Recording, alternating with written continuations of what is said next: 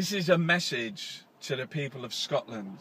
To the people of Scotland, I'm begging you, I'm imploring you, on September the 18th, vote yes! I got my answer, the only thing I can say. I say yeah, yeah, that's what I say. I say yeah, yeah, yeah.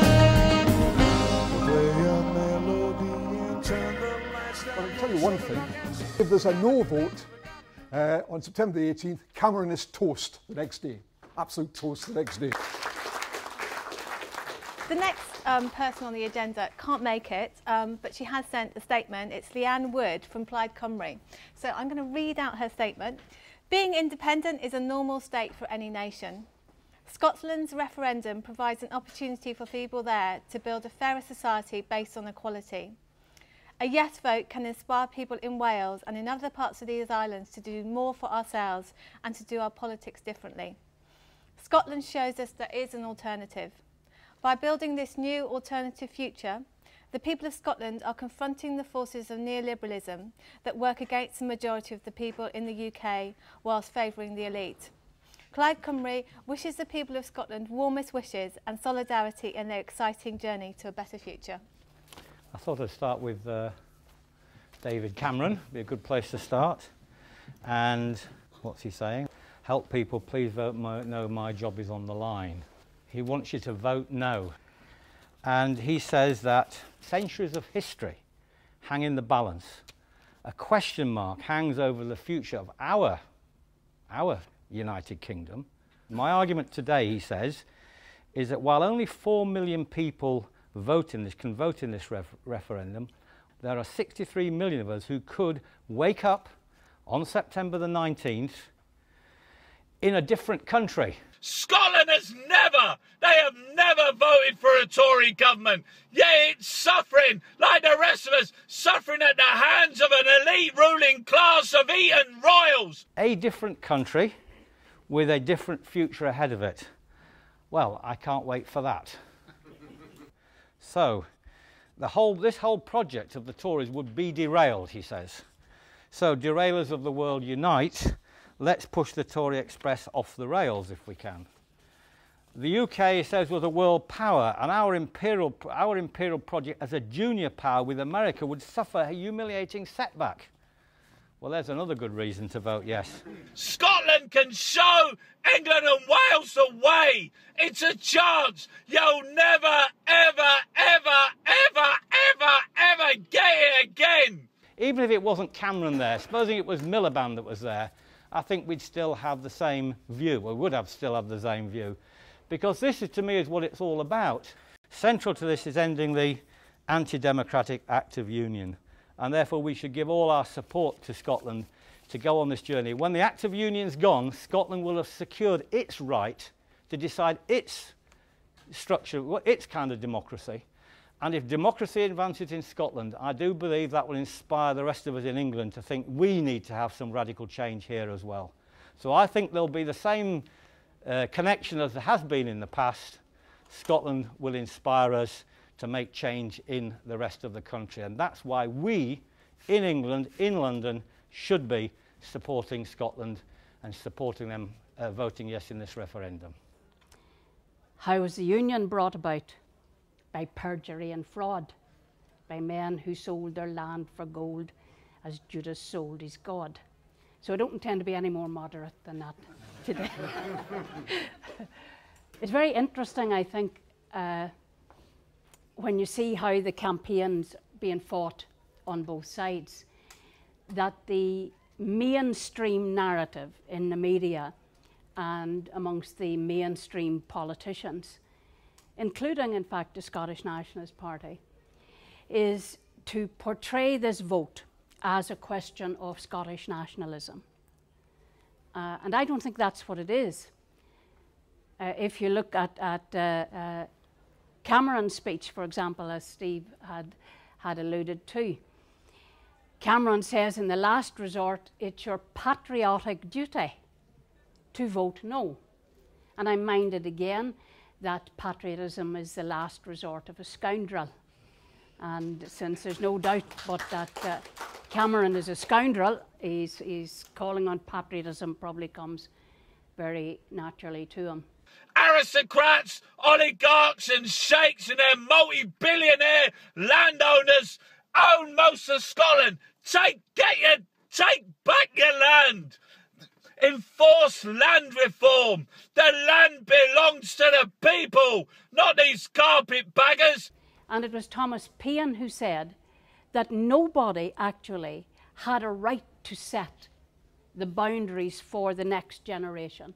That democracy is always evolving, and that at any point the citizens who formed society created government and created the state, and that it was the right of the citizens collectively at any point to not only dismiss the government but to reconstitute the state.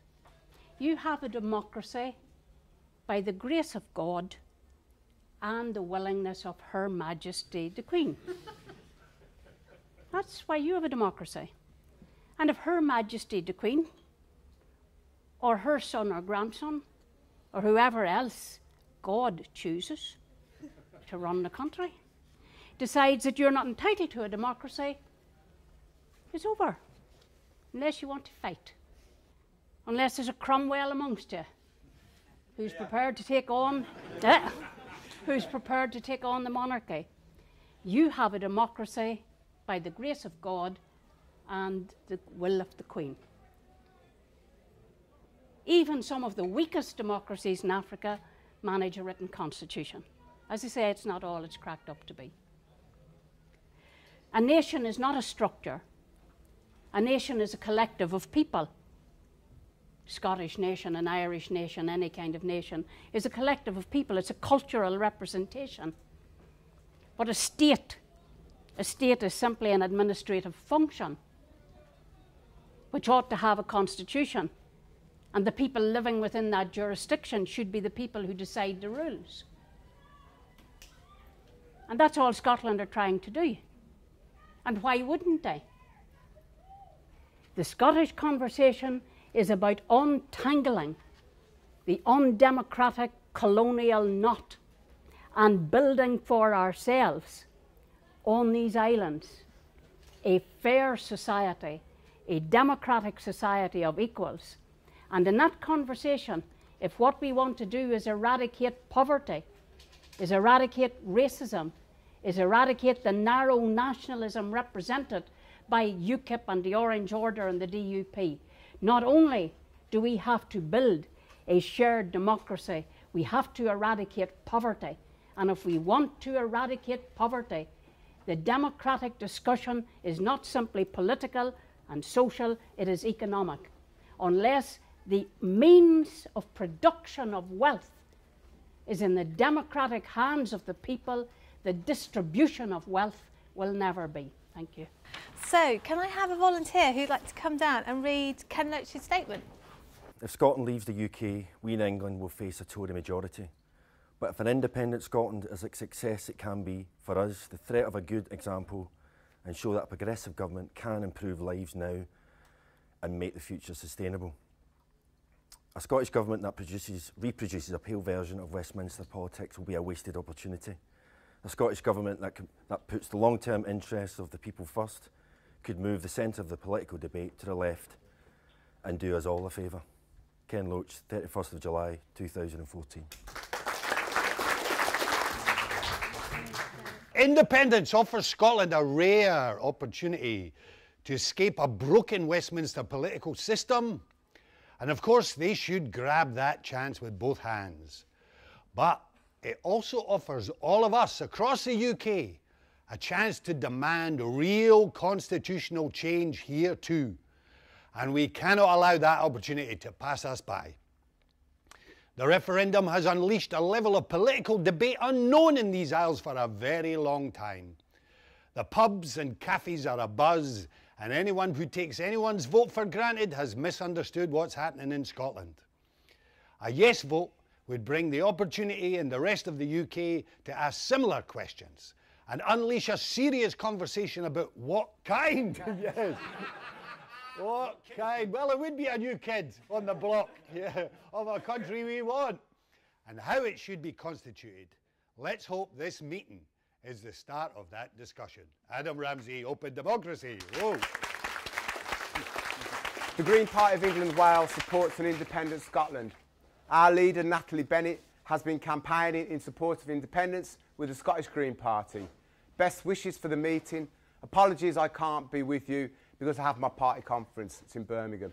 Derek Wall, Green Party International Officer. Scotland's independence raises directly what kind of state is needed. And the question is also raised, must there be a state at all? It's not just, we don't just want, well, some of us certainly don't want another state. It has to be the question of what kind of state, and if a state is needed, needs to be at the forefront. And that does raise the need for a conversation, a discussion about a possible future state, no state.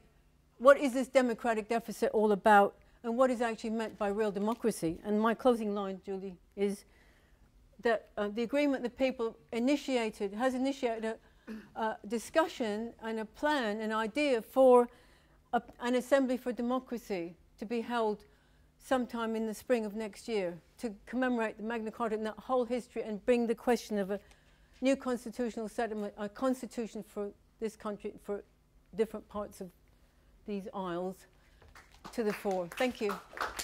The sheer panic that gripped financial markets on Monday of this week when it became clear that a vote for yes might actually occur in Scotland.